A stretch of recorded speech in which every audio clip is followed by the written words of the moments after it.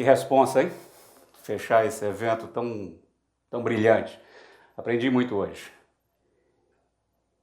E a minha filha Nara está aqui na primeira fila e eu me lembro que um dia, há muitos anos atrás, eu me peguei fazendo para o meu filho mais velho, o Ícaro, que hoje é um homem, e naquela época era um menininho de 8, 9, 10 anos, aquela pergunta tola que nós adultos costumamos fazer para todas as crianças. Ícaro, o que você quer ser quando crescer? O Ícaro, na época não tinha ainda o TEDx, não tinha o TED, mas ele com aqueles olhos verdes dele, olhou, a gente já estava na praia, ele olhou para o horizonte, respirou fundo e disse: pai, eu quero ser jornalista. Eu fiquei entre a decepção e o orgulho e perguntei então para ele: filho, mas por que você quer ser jornalista? Aí ele fez um ar ainda mais introspectivo, olhou de novo o horizonte, aí disse: eu quero ser jornalista para mudar o mundo. E eu disse: poxa vida, agora complicou.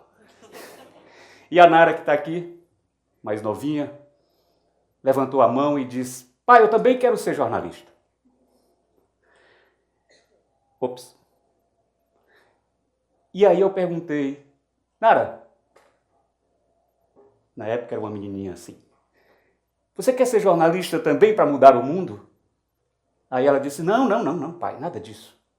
Eu quero ser jornalista para ficar bem famosa, aparecer todo dia no Jornal Nacional. E aí eu fiquei pensando naquelas duas respostas, na sua inocência, e pensando como aquilo talvez fizesse algum sentido naquilo que leva muita gente, nessas duas ilusões que levam muita gente ao jornalismo. É preciso ter, como Ícaro, um monte e um bocado, uma boa porção generosa de idealismo.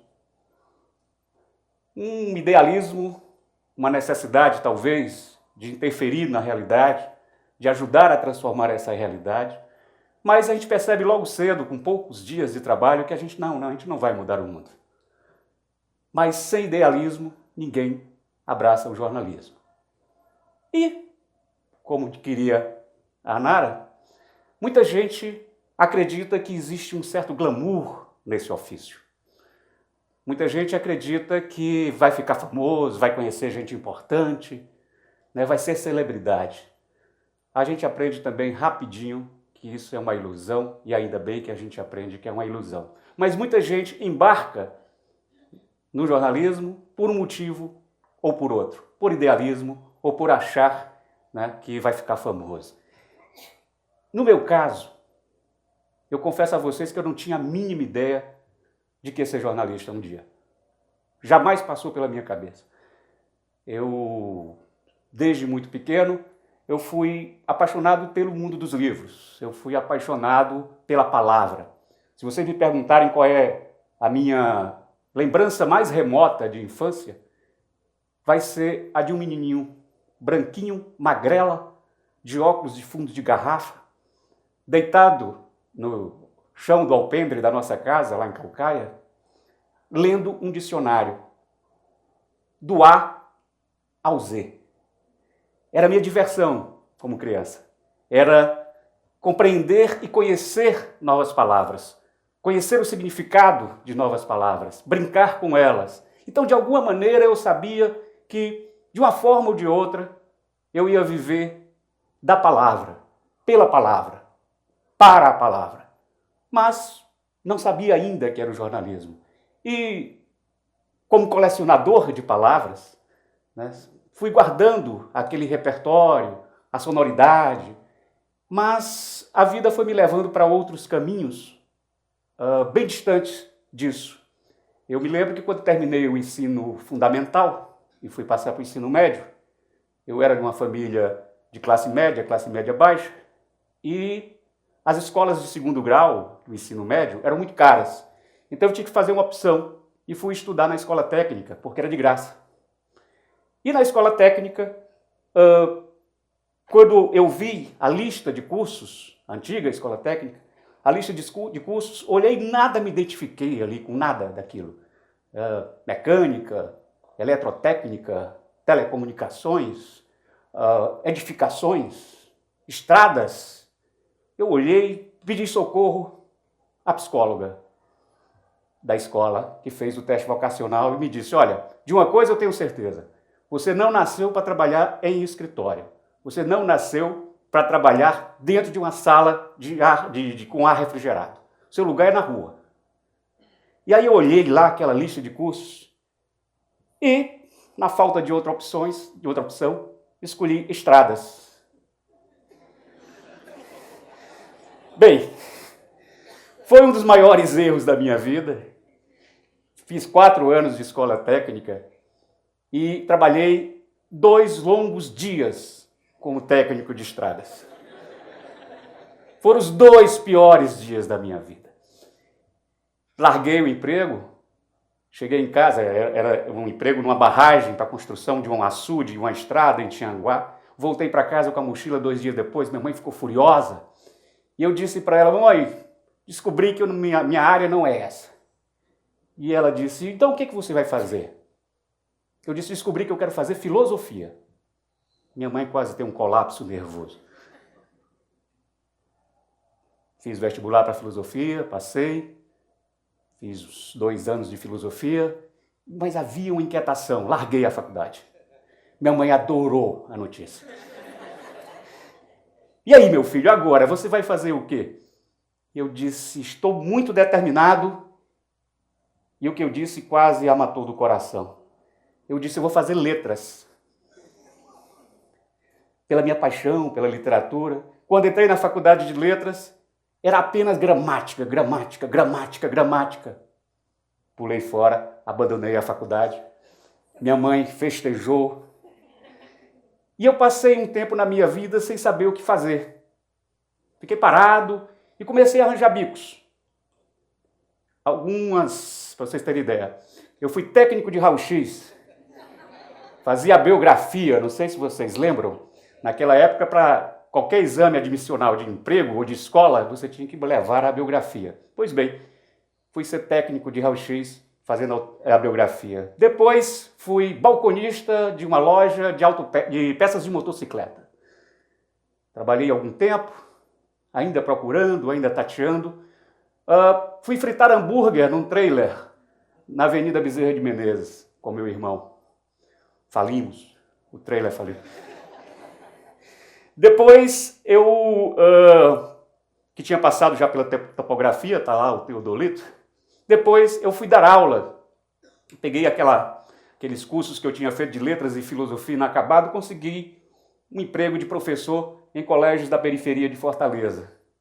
E estava como professor, achando que eu teria que recuperar alguma daquelas 2 faculdades e ser, professor.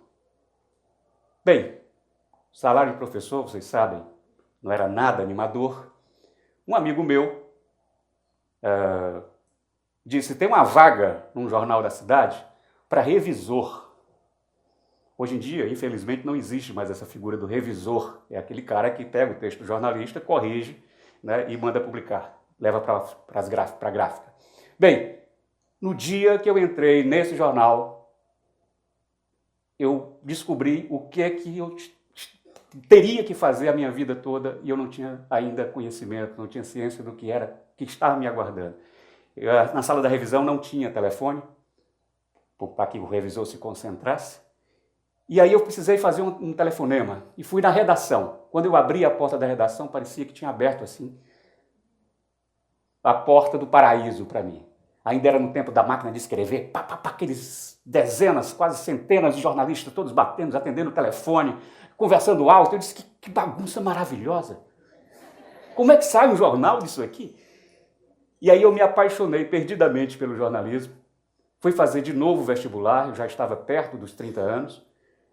Fui fazer vestibular e fui reinventar a minha vida. Naquele momento, eu comecei um novo momento. E um novo instante da minha vida. E Abracei o jornalismo com muito tesão, com muita paixão, mas tinha alguma coisa ali que me deixava sempre inquieto. A minha inquietação, sempre presente, sempre me atormentando. A pressão do tempo e a pressão do espaço não me satisfazia. Eu tinha que apurar uma matéria da forma mais rápida possível e escrevê-la no menor espaço possível de página de jornal. E aí, um dia, na redação, um colega que tinha saído para fazer uma pauta burocrática sobre o serviço de saneamento da cidade, chegou com a manchete do dia.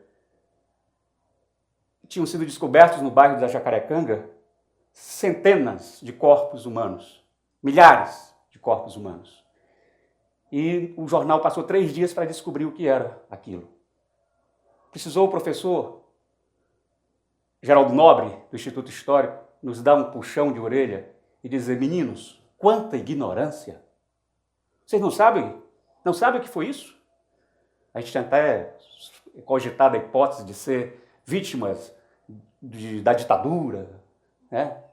Cemitério clandestino. E o professor Geraldo Nobre: meninos, essas são as vítimas da terrível epidemia de varíola que matou 1/5 da população de Fortaleza na virada do século XIX para o século XX. Como vocês não sabem disso? E aquela pergunta do professor Geraldo Nobre ficou ecoando na minha cabeça. Como nós não sabemos disso? Como um fato que aconteceu há pouco mais de 100 anos foi apagado da nossa memória coletiva. E aí eu disse: aí está uma história pedindo para ser contada.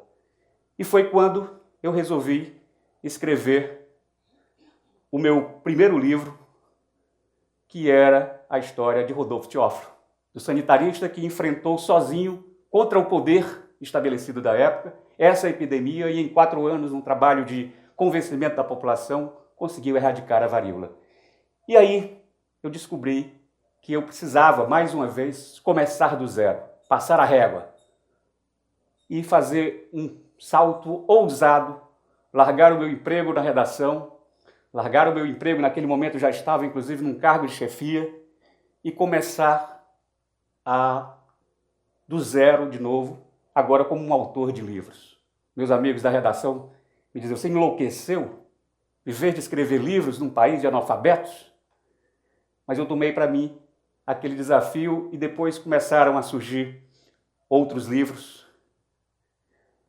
A biografia do Castelo, porque mais uma vez eu queria descobrir, eu que nasci em 63, antes do golpe, queria entender como aquele golpe se tornou possível, como foi aquilo, de onde era que surgiu esse Castelo, quem era esse homem. E aí fiz a biografia do Castelo, saiu em 2004, nos 40 anos do golpe, Castelo, a Marcha para a Ditadura. Depois veio a biografia do José de Alencar, o inimigo do rei, que me deu o meu primeiro jabuti. Depois do Alencar, inclusive, ressalte-se, escrevi a biografia do Alencar, porque uma espécie de ajuste de contas. Eu, na minha juventude, na minha adolescência, tinha sido torturado pelas minhas professoras, que me empurravam José de Alencar, e eu odiava José de Alencar com todas as minhas forças. E aprendi que José de Alencar não é nada daquilo que a escola ensina, que Alencar era um sujeito sarcástico, irreverente, polêmico, e é esse Alencar que está no Inimigo do Rei. Depois veio esse caso de amor e ódio com essa mulher terrível, terrivelmente maravilhosa, Maísa, que acabou depois, eu vendi os direitos para uma minissérie. Depois de Maísa veio o Padre Cícero, e mais uma vez era um certo ajuste de contas. Eu, menino de Fortaleza, nascido de costas para o sertão, durante toda a minha vida, durante toda a minha adolescência, Padre Cícero para mim era simplesmente o signo da ignorância e do fanatismo religioso. Passei 10 anos estudando essa criatura e hoje compreendo e respeito muito a fé do Romero. Eu que sou um agnóstico, descobri que a fé do Romero é transgressora, porque ela não se submete à asepsia do rito, ela não se submete aos cânones da igreja oficial. Padre Cícero foi o que me possibilitou, a partir de então, a viver única e exclusivamente dos livros que eu escrevo. E, finalmente, produzi a biografia de Getúlio, em 3 volumes, cujo último volume da trilogia saiu agora, há pouco mais de um mês, e está há 5 semanas, para sorte minha, na lista no topo da lista dos mais vendidos em todo o Brasil. Hoje eu vivo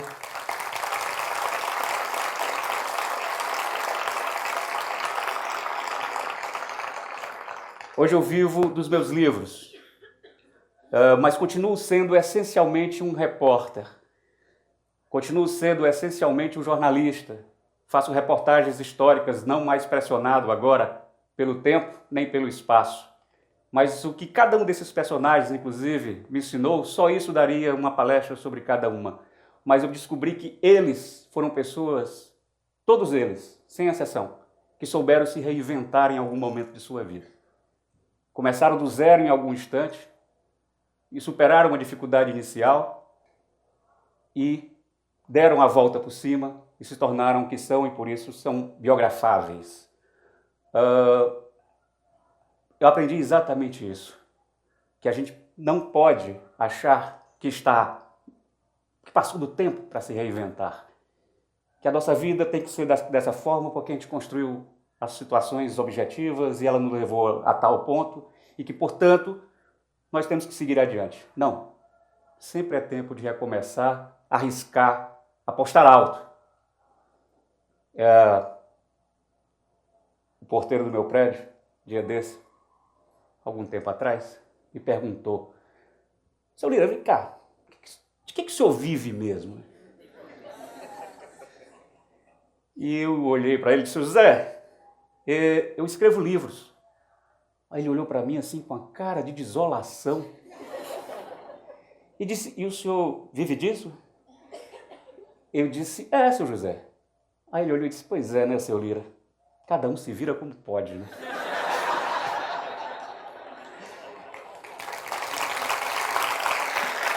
Obrigado.